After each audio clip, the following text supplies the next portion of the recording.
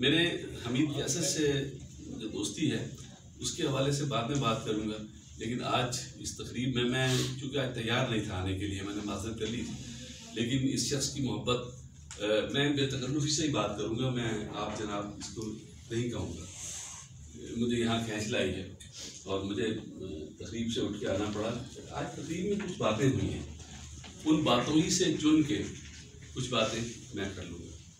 एक बहुत बड़ा इंकशाफ हुआ कि हम कितने कदीम हैं। मोहतरमा ने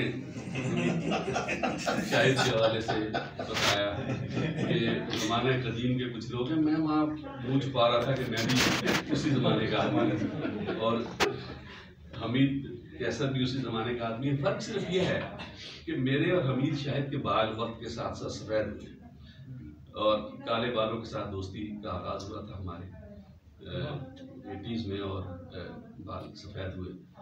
हमीद कैसर के साथ ये हुआ कि हमारी दोस्ती का आगाज़ जब हुआ तो उसके चंद साल बाद इसके बाल सफ़ेद थे और वक्त गुजरने के साथ साथ इसके बालों में काला कोला की मिकदार बढ़ती चली गई। आज इसका कोई बाल काला नहीं है, सफ़ेद नहीं है।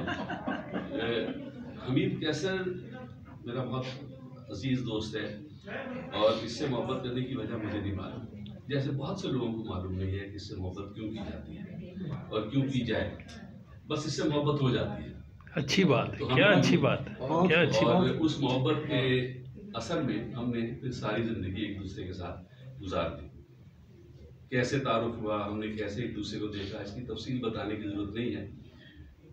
बात जो अहम है यहाँ करने की वो ये है कि सबसे मुश्किल काम इस दुनिया में ये है कि ऑब्वियस को, यानी सामने की चीज़ को दरियाफ्त करना।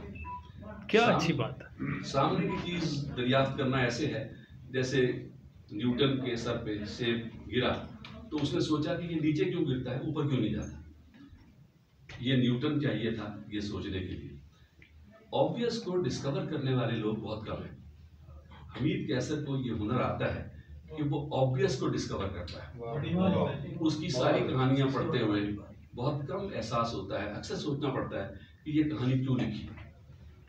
ये कहानी मौजू तो था ही नहीं है कहानी का, इसमें तो सब्जेक्ट ही नहीं है कहानी का, क्या ये इस आदमी का फर्स्ट हैंड एक्सपीरियंस है क्या।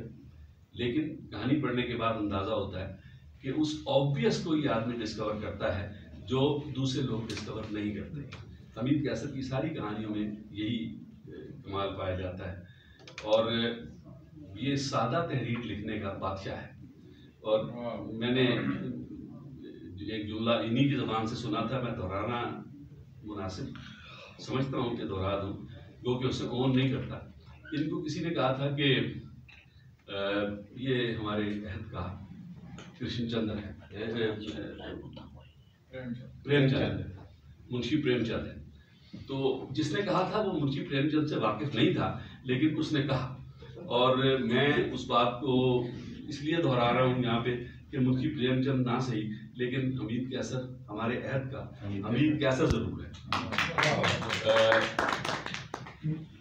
हमीद कैसर ने एक नावल लिखना शुरू किया।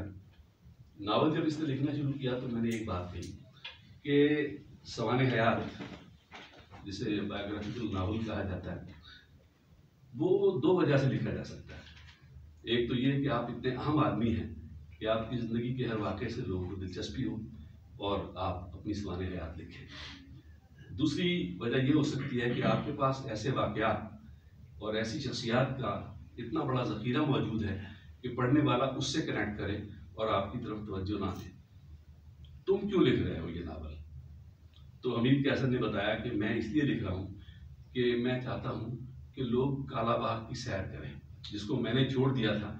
मैं चाहता हूँ कि लोग वहाँ जाएं तो अपनी गुमशुदा क्या कहने जो जन्मभूमि थी उसको तलाश करने का अमल जो है मैं लोगों के साथ मिल के करना चाहता हूँ, मैं अकेला नहीं करना चाहता।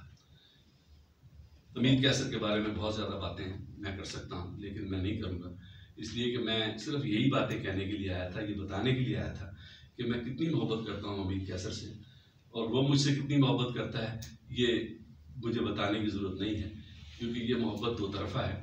और मैं एक शादी की तकरीब में बैठा था, उठ के आया हूँ और आपसे माज़रत चाहता हूँ कि मुझे पहले जाना है, मैं बहुत से लोगों की बातें नहीं सुन सकूँगा।